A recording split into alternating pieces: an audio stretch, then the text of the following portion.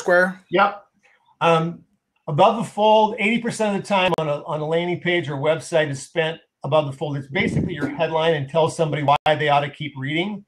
And so if you look at this one, the headline, we manage Raleigh area rental properties. Raleigh area, that's good because that tells me I'm in the right spot.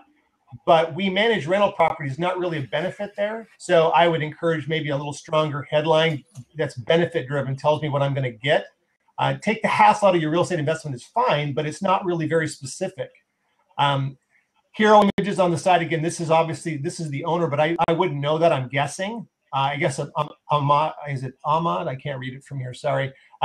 He's got a quote there. I don't think it's super helpful. And again, this hero image doesn't really help me understand what I'm getting here. So I personally would probably bag that. If you scroll down a little bit, Jordan. Just one side comment about the menu up. It says portfolio up on the menu. That's just my comment about that is just, you don't want to include things here that are going to confuse the consumer. And portfolio really doesn't mean anything to any one of the constituencies except maybe another real estate company that's going to buy a portfolio. So you want to just keep things simple. Leave things off if they don't really add to the value of the consumer that's coming. You can go ahead and scroll down the page a little bit if you want, Jordan. Okay, let's see.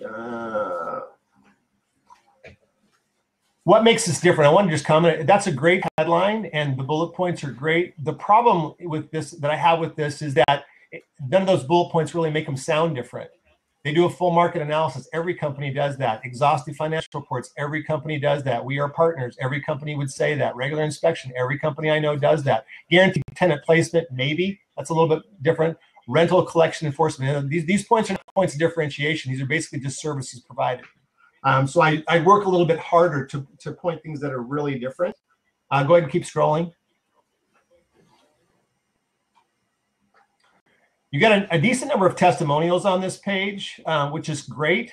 The pictures, I think they have a few more up above even as well, which that's fine. However, if they're long, you might want to shorten them up and highlight a point because people tend to kind of zone out if you give them too many things to read, basically. And we'll see that in some of the other evaluations here. The other thing I want to comment, scroll down even further to the bottom, Jordan. Free rental analysis is fine. We finally got some authority symbols at the bottom. That's great. And it's good to have authority symbols like the NARPM, the Better Business Bureau. Better if they put what exactly their grade was there instead of just the generic symbol. But it's good to put a trust symbol next to a call to action. So I think that's great. You probably would also benefit from having it higher on the page. But I'm not a big fan of this 4-step opt-in. They probably would be get a lot less friction because I went through the process itself, and it's way more convoluted than it needs to be. Just a simple get a free rental analysis with the benefits would probably do them well. And then the other call to action at the bottom, call to get started. Get started on what? Needs to be a lot more specific.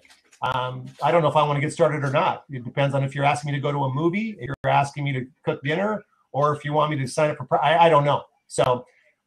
That's it for my comments there, Jordan. I don't know if you want to go to the other side or you want to make some comments. No, I don't have any additional comments, just for the sake of